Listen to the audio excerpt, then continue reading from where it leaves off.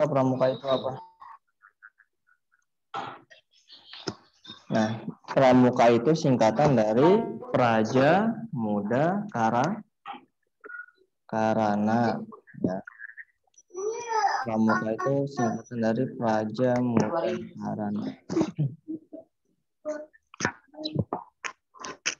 Nah, pramuka pertama kali itu dikenalkan di mana? Di Inggris ya, oleh Robert Baden-Powell. Namanya Baden-Powell. Itu adalah sebagai Bapak Pandu Dunia.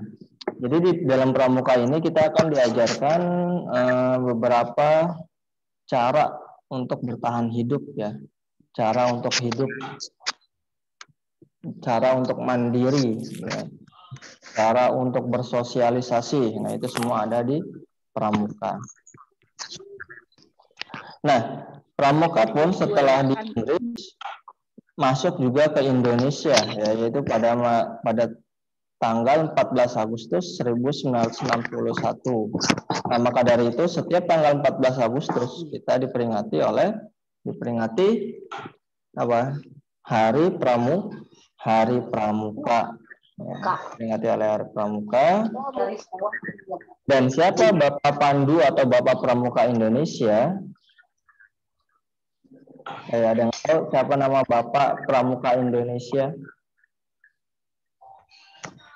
Nah, nama Bapak Pandu Indonesia itu adalah Agus Salim ya. Namanya adalah Agus Salim. Beliau yang mendirikan pramuka di Indonesia. Nah, sekarang kita akan belajar tentang menjelaskan makna lambang pramuka. Apa sih lambang pramuka itu dan apa sih artinya? Nah, dan dilihat di bawah ada teks ya. Di ayat berlatih makna lambang gerakan pramuka. Nah, di setiap negara itu lambang pramukanya berbeda-beda. Di Indonesia itu ada lambang pramuka tunas kelapa. Kalau kalian lihat di buku kalian ya. Nah, kenapa sih pakai tunas kelapa lambangnya?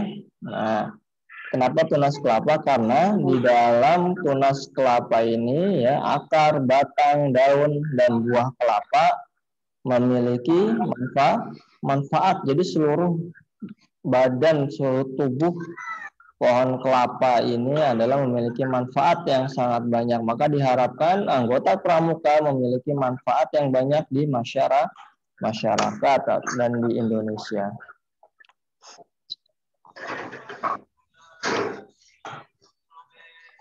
Nah, dilihat di halaman 101.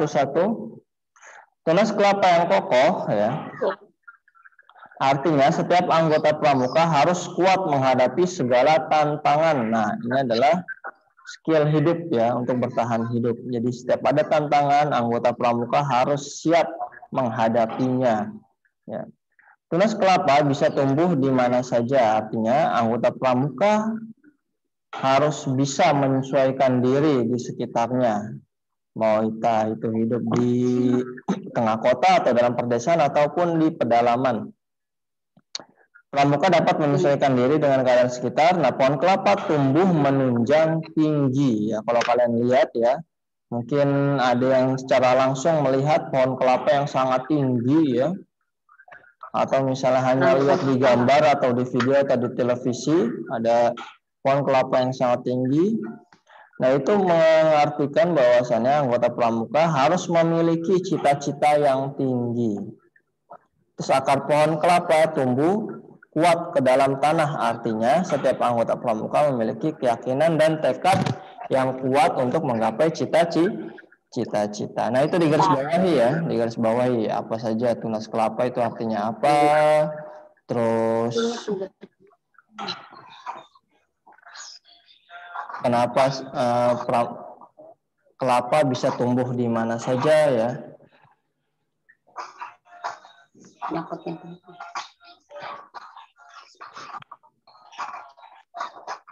Sudah, nah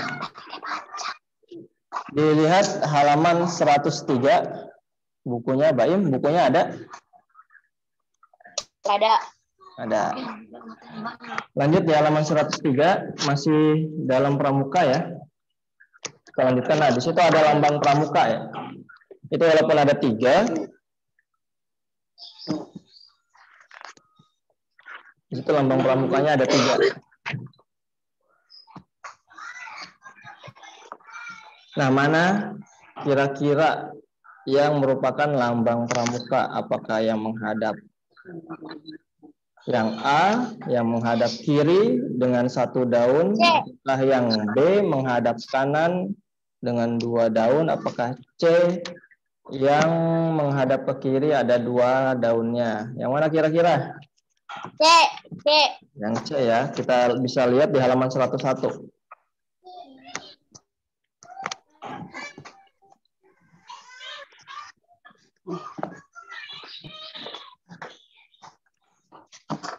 Jadi apa sih lambang pramuka di Indonesia? Ada yang tahu lambang pramuka Indonesia apa tadi? Tunas kelapa. Tunas kelapa ya. Tunas kelapa dari akar, dari buah, dari batang, dari daun semuanya bermanfaat. Dari daun pun kita bisa membuat apa dari daun kelapa?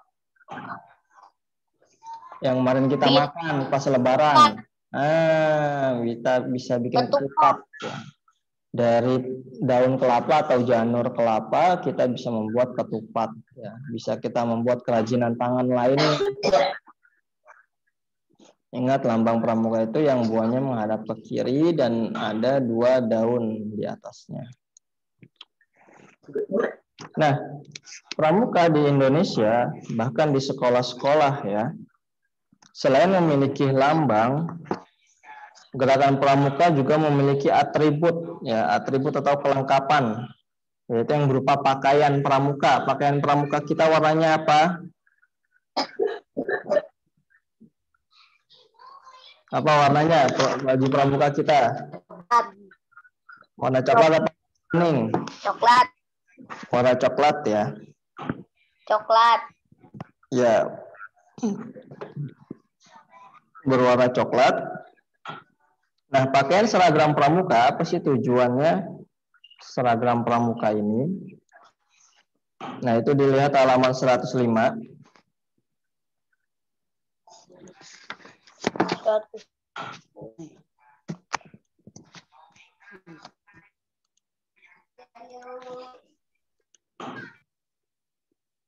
Sudah?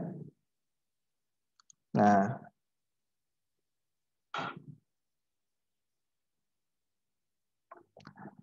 pakaian seragam pramuka di sini ya, nih digarisbawahi, bertujuan untuk mendidik disiplin dan kerapihan, menumbuhkan persatuan persaudaraan, serta bangga anggota gerakan pramuka. Kalau kita lihat ya kakak-kakak pembina kita yang melatih pramuka ya.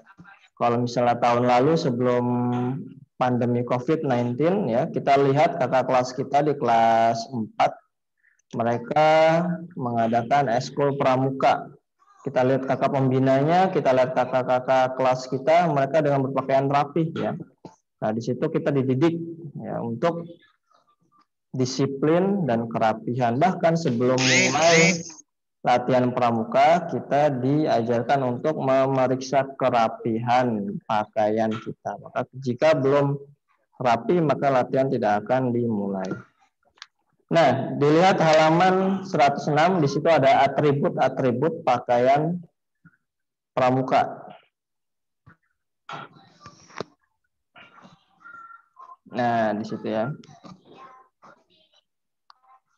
Di situ yang perempuan ya, yang perempuan ada menggunakan topi ya. Tapi kita sebagai muslim kita menggunakan jilbab. Ada pakaiannya berwarna apa? Berwarna coklat muda untuk atasan dan bawahnya itu adalah coklat tua. Di situ ada dasi merah putih, ya. Ada namanya, ada lambang pramukanya tunas kelapa, ada lambang pramuka dunia. Lambang pramuka dunia itu apa? Kalian tahu lambang pramuka dunia yang warna ungu? Yang warna ungu yang gambarnya tali, itu adalah lambang pramuka dunia. Kalau misalnya kita lihat di baju kita ya ada 2, ada warna coklat, ada warna ungu. Yang warna coklat adalah lambang pramuka Indonesia, yang warna ungu adalah lambang pramuka dunia. Fahim Tom? Fahimna insya Allah. Nah, itu cukup untuk pembahasan bahasa Indonesia kita pada hari ini. Jadi tugasnya apa, Pak? Tugasnya adalah di halaman 101.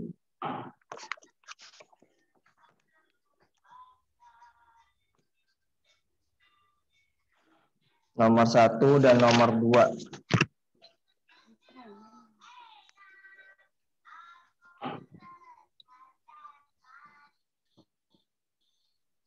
Dan halaman 106.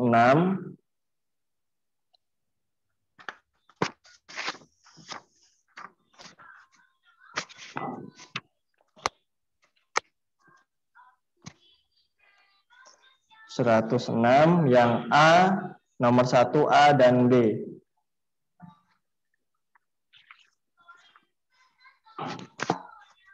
Itu bahasa Indonesia ya tugasnya.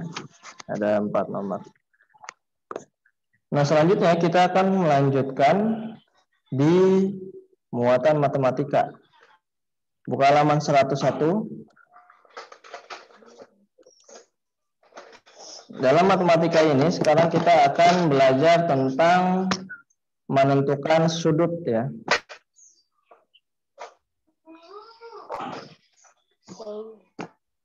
Halaman berapa, Pak? Halaman 101.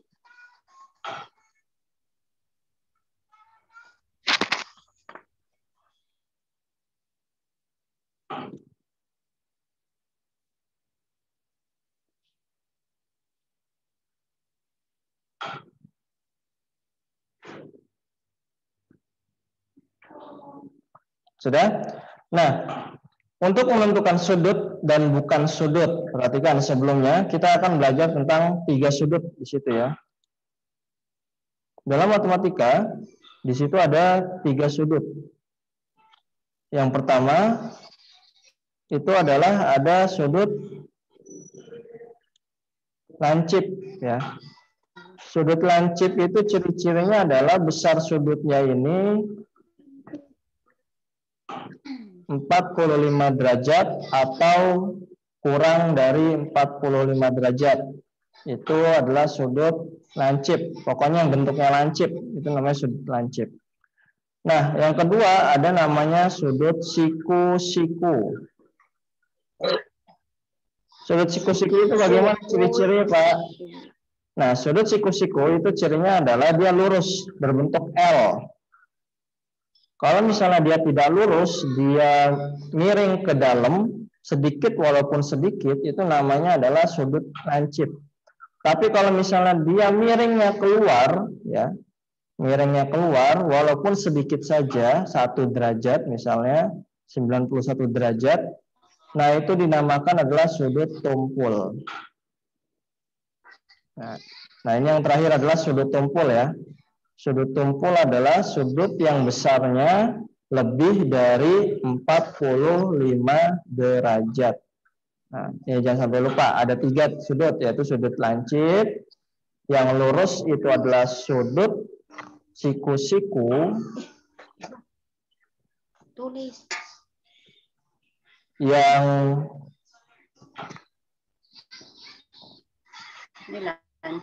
keluar ya, yang keluar atau lebih dari 45 derajat ya, dan lebih, maaf, bukan 45 derajat ya, tapi 90. Yang lebih dari 90 derajat itu namanya sudut tumpul.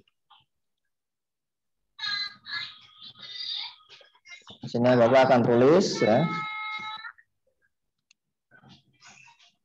Sudut tumpul.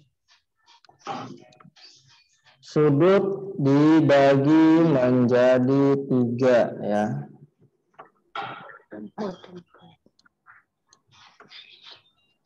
Pertama adalah sudut lancip. Yang kedua adalah sudut siku-siku. Siku-siku. Yang ketiga adalah sudut tumpul. Nah, sudut lancip, sudut siku-siku, dan sudut tumpul. Nah, ciri-ciri dari sudut lancip tadi yang sudah aku jelaskan yaitu adalah kurang dari 90. 90 Begini, Bra. derajat. Kurang 10. Mana ya tandanya? Tulis dulu derajat.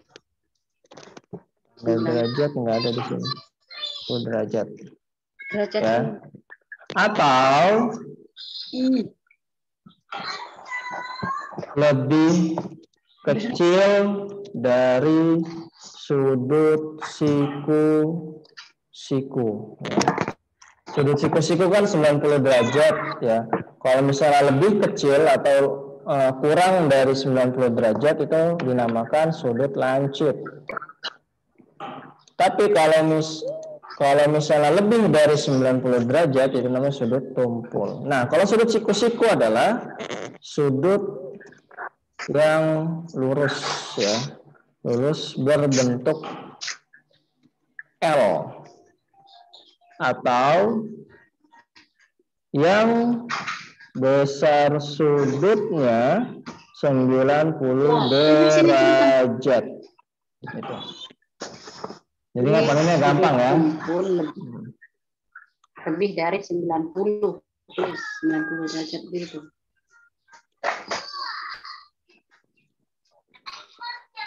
Nah, kalau sudut tumpul adalah sudut yang besarnya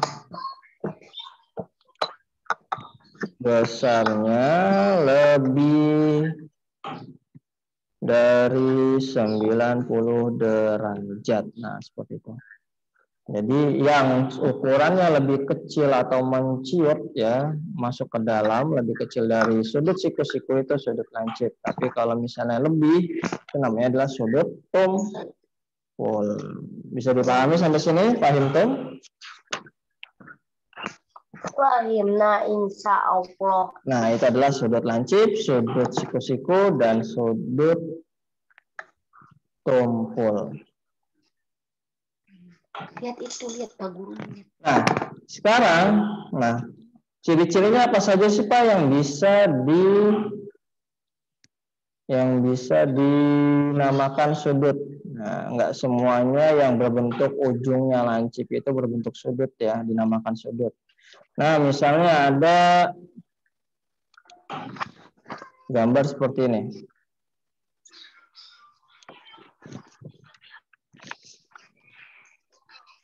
Apakah gambar tersebut merupakan memiliki sudut?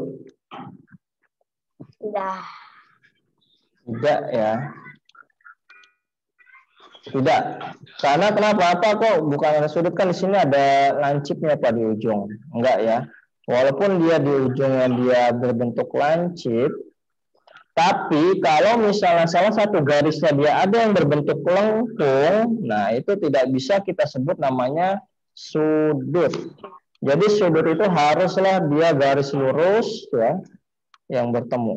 Nah, seperti ini. Ini baru namanya sudut. Ini namanya sudut. Ini bukan sudut. Kalau yang ini adalah sudut. Seperti itu ya. Ini bukan sudut, ini namanya sudut. Nah, misalnya Bapak gambarnya.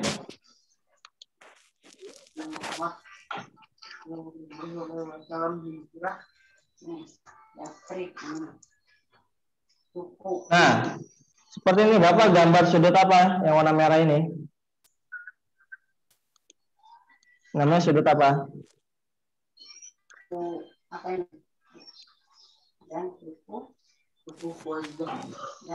Sudut apa namanya ini?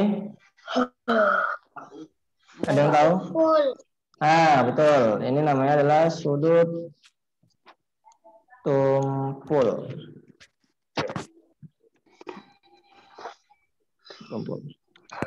Nah, biasanya di dalam sudut ini ada namanya ya. Di sini ada A, di sini ada B, di sini ada C. ABC. ABC. Nah, maka sudut ini ya, sudut ini itu dinamakan adalah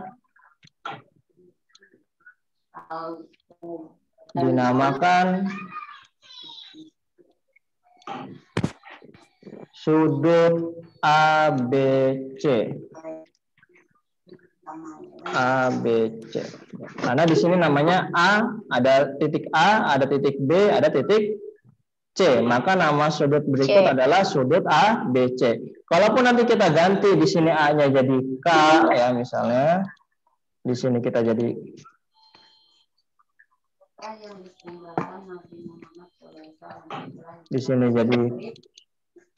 K.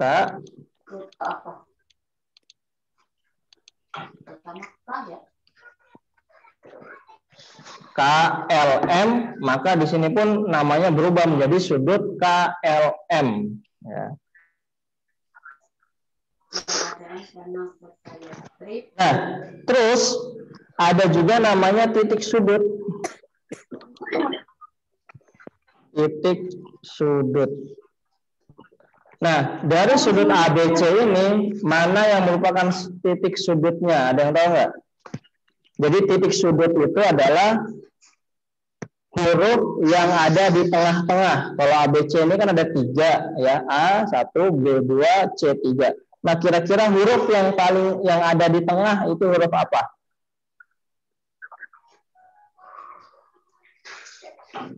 Lihat itu di mana? Huruf apa?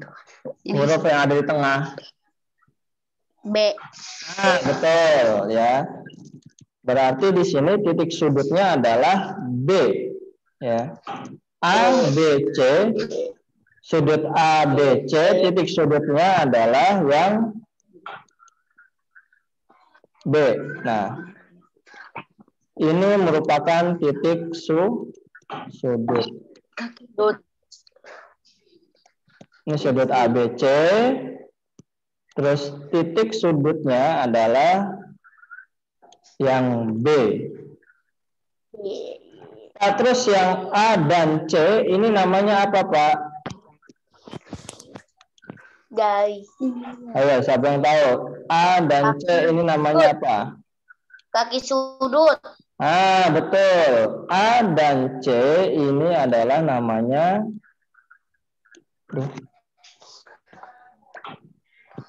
A dan C namanya adalah kaki sudut. Lihat tuh ditunjuk tuh. Lihat. Ya. Perhatiin ya.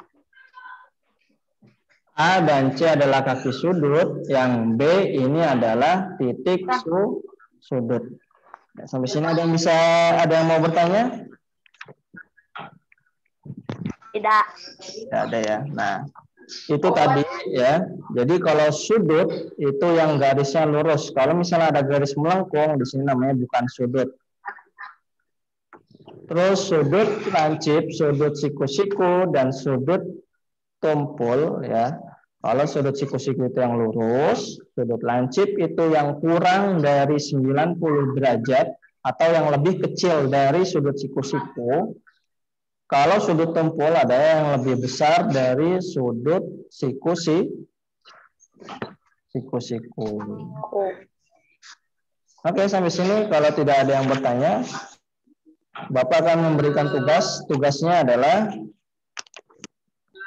halaman 102. 102 itu yang nomor 1. Kalian tandain mana sih yang merupakan sudut, ya, yang merupakan sudut kasih tanda centang. Terus yang bukan sudut kalian silang. Lalu nomor 2 melengkapi ya, apa nama sudut pada nomor Romawi 1 ya, I. Terus nama sudutnya apa ya? Contohnya sudut KLM. Titik sudutnya itu yang ada di tengah-tengah. Berarti sudut apa? Titik sudutnya yang L. Sudutnya yang L. Lihat di halaman 103 itu ada tabel yang paling atas ya. Untuk yang nomor 2. Sudut KLM, titik sudutnya itu yang ada hurufnya di tengah-tengah atau yang bertepatan dengan sudut lancipnya itu, yaitu adalah L. Tulis di situ L. Lalu kaki sudutnya apa tadi? Berarti tinggal yang K dan M. Nah, itu juga silakan diisi yang nomor 2, 3, dan 4. Nah, tugasnya adalah ayo berlatih halaman 102 dan 103 menentukan mana yang sudut dan mana yang bukan sudut. Lalu nomor 2 itu menentukan nama sudut, titik sudut, dan kaki-kaki sudut. Sudah, itu adalah tugasnya. Sudah ditandain? Sudah. Sudah? Ada yang mau bertanya sebelum Bapak tutup? Tidak ada. Ayo, tayyib. Kalau gitu kita tutup dengan baca Alhamdulillahirabbil alamin. Doa kafaratul majlis. Subhanaka Allahumma wa asyhadu an la ilaha illa anta astaghfiruka wa atubu ilaik. Wa sallallahu ala nabiyyina Muhammad. Wassalamualaikum warahmatullahi wabarakatuh. Waalaikumsalam warahmatullahi wabarakatuh.